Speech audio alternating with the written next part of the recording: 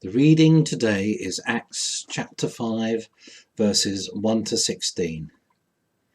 Now a man named Ananias, together with his wife Sapphira, also sold a piece of property. With his wife's full knowledge, he kept back part of the money for himself, but brought the rest and put it at the feet of the disciples. Then Peter said, Ananias, how is it that Satan has so filled your heart that you have lied to the Holy Spirit and have kept for yourself some of the money you received for the land? Didn't it belong to you before it was sold? And after it was sold, wasn't the money at your disposal? What made you think of doing such a thing? You have not lied just to human beings, but to God. When Ananias heard this, he fell down and died.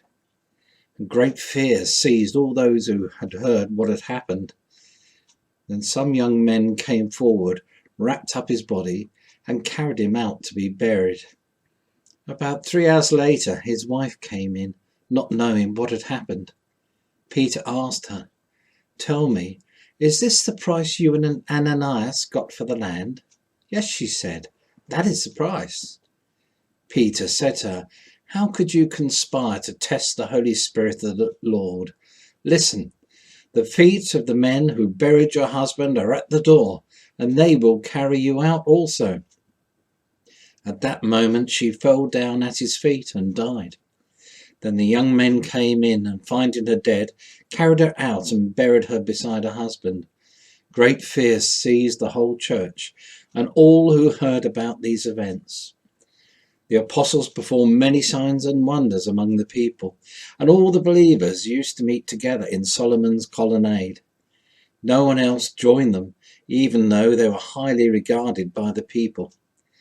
Nevertheless, more and more men and women believed in the Lord and were added to their number.